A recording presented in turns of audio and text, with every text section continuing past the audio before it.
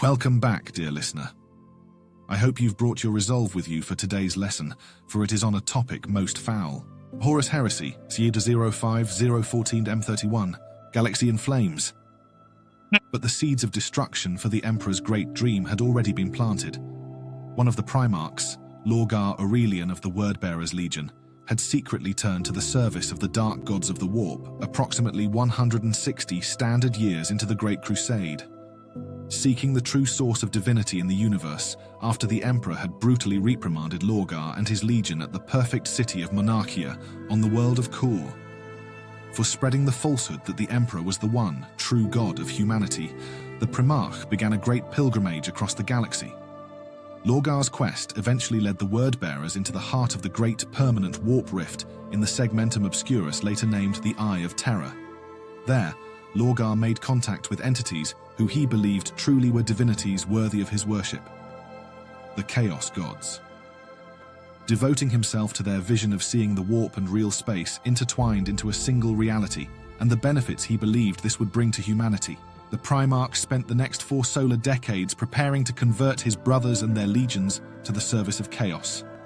To this end, Lorgar arranged for the Warmaster Horus to visit the barbarous world of Davin not long after the end of the Ulanor Crusade.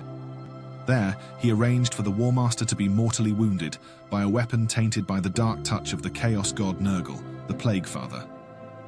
Even a Primarch's superhuman constitution proved incapable of defeating the warp-tained pathogen created by the Plague God, and so to save his life, Horus's own Astartes handed him over to a cabal of Davinite chaos cultists known as the Temple of the Serpent Lodge. There, in a foul sorcerous ritual that had been prepared by Lorgar and was overseen by the Wordbearer's first chaplain Erebus, Horus's spirit was cast into the warp, where the Chaos Gods promised to save his life if he would choose to become their servant and overthrow the rule of the Emperor of mankind. Manipulating Horus's insecurities concerning the Emperor's affection for him and his unquenchable desire for recognition, power, and glory, the ruinous powers succeeded in turning Horus against the Master of Mankind through a combination of lies and half-truths.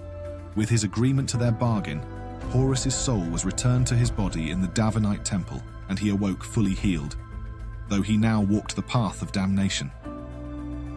Over the next few standard years, Horus began to surreptitiously move all the pieces of the imperial military he commanded into place to launch a grand rebellion against the Emperor's authority that was intended to result in Horus claiming the throne world of terror and the mantle of humanity's new emperor. The Warmaster, always with the aid of Lorgar and his demonic allies, managed to suborn the loyalties of 8 of his brother Primarchs. He did this by exploiting their own insecurities concerning the Emperor's treatment of them and the jealous rivalries that many of the Primarchs had developed over the course of the Great Crusade with their fellows. Horus's promises of greater political autonomy and the removal of restrictions on the acquisition of certain technologies forbidden by the Emperor also won the allegiance of Kelbor Hal, the Fabricator General of Mars and leader of the ancient Mechanicum.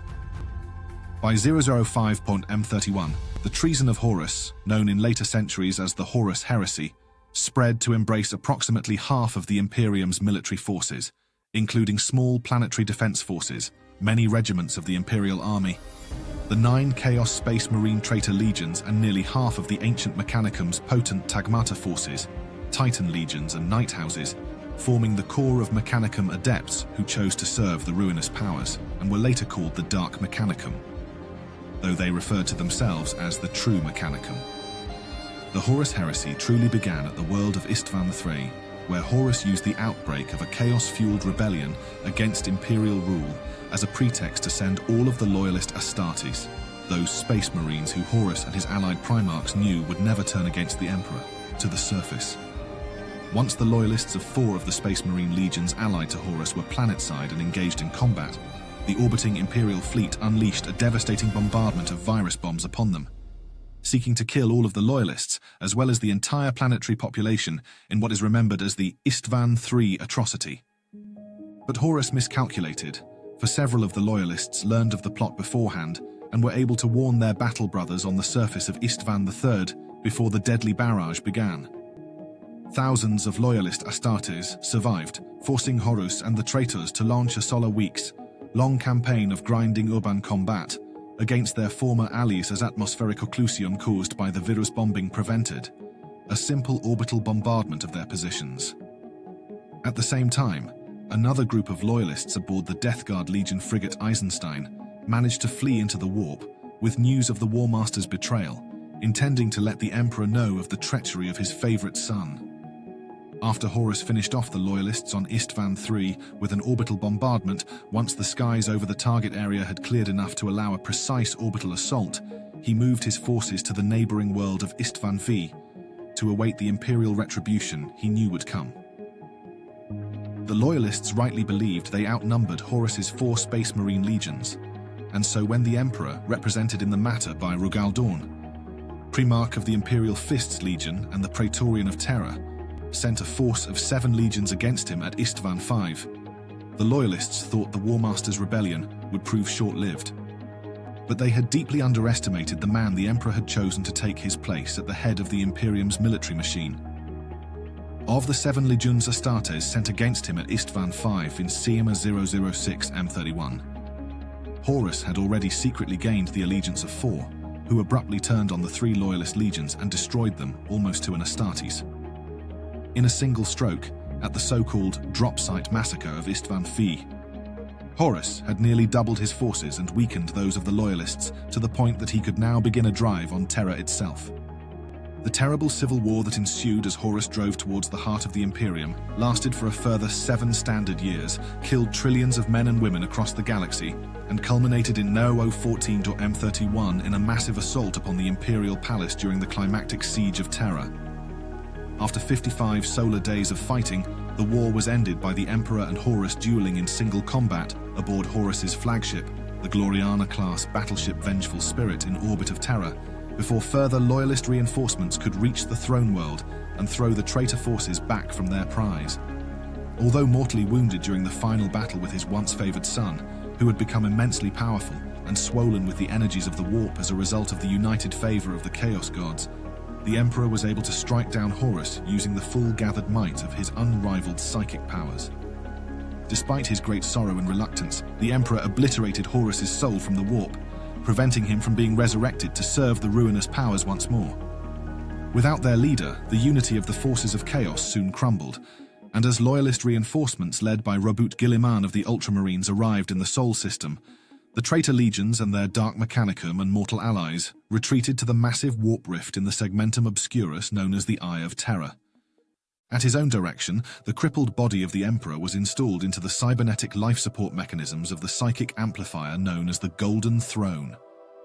This allowed his mind to have an anchor in real space, from which he could battle the influence of the Chaos Gods in the warp, and continue to direct the energies of the Astronomicon, the psychic beacon that was the lifeblood of the Imperium's communications, commerce, and interstellar travel. In a postscript to the terrible traumas of the heresy, a battle between Loyalists and traitors fought on the planet of Sotha, home to the ancient Necron warp beacon known as the Pharos, drew the attentions of the hive fleets of the Tyranids to the galaxy. It was in this ancient time that their vast biomechanical fleets first began to move across the extragalactic void towards the Milky Way galaxy, drawn ever on by the shining psychic beacon of the Astronomicon. Great Scouring, Duat 014 unknown date M31. The Great Scouring, or simply the Scouring, was the Imperium of Man's great counter-offensive against the traitor legions. It began immediately after the end of the Horus Heresy, following the death of the War Master Horus and the failure of his assault upon the Imperial Palace during the Siege of Terra in 014 M31. Over the course of many solar decades, it finally succeeded in driving the forces of chaos from their conquered territories within Imperial space into finding a refuge in the permanent warp storm known as the Eye of Terror. Before actually being confined for all time within the life support mechanisms of the Golden Throne, the Emperor had pronounced judgment on the traitors. He declared them excommunicate traitorous and determined that they were to be driven into the hellish Eye of Terror for all eternity.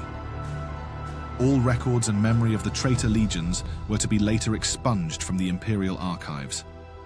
Worlds such as Istvan V and the former Legion homeworlds of the traitor legions would be scoured clean of all life because of the corruption of their people by chaos. The traitor legions associated troops from the Dark Mechanicum, the Titan legions, Chaos Knight houses, or the regiments and starships of the Imperial Army and Imperial Navy that had turned to chaos, were to be destroyed or driven into the eye. It would be as if the traitor legions and their allies had never existed to sully the Imperium with their betrayal. After the death of Horus, those traitors who had not been slain outright during the Siege of Terra fled before the vengeful wrath of the Loyalist forces led by Primarch Rabaut Guilliman of the Ultramarines Legion, who also took on the burdens of leadership of the Imperium as the Imperial Regent and Lord Commander of the Imperium in the Emperor's absence. Many traitors made good their escape into unexplored space or disappeared into the Eye of Terror or other lesser-known warp rifts such as the Maelstrom. Fighting continued for many standard years after the heresy had ended with Horus's death, before the traitor forces were wholly destroyed or exiled into the Eye of Terror. Many chaos-corrupted star systems were cleansed and placed under the watch of the newborn Inquisition. The Emperor's dream of a new age of enlightenment, a time when mankind was freed from superstition and ignorance, would turn into something far different. The Great Scouring would be followed by the 10-millennia-long era known as the Age of the Imperium. Second founding, Sikanoso 2131. In the midst of the campaigns of the Great Scouring, the second founding occurred. The remaining 9 Loyalist Space Marine legions were disbanded, their transhuman warriors transferred into the far smaller 1,000 Astartes organizations known as chapters. In accordance with the newly established dictates of the Primarch Rabaut Guilliman's Codex Astartes, the Codex provided a highly detailed manual and an instruction guide for the raising, training, organization, and military tactics of a Space Marine chapter. The purpose of this reorganization was to prevent any one leader like Horus from ever again making use of the power of an entire Space Marine legion against the Emperor's realm. At the same time, because of their smaller size, the Space Marines were transformed from the Imperium's primary frontline military forces into a dedicated planetary assault and rapid reaction force.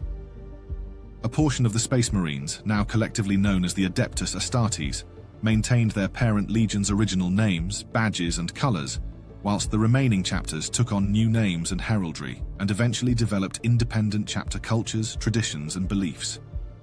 The majority of these second founding chapters still proudly serve the Imperium today. That concludes our discussions for today, dear listener. When we meet next, we will finally discuss the Age of the Imperium.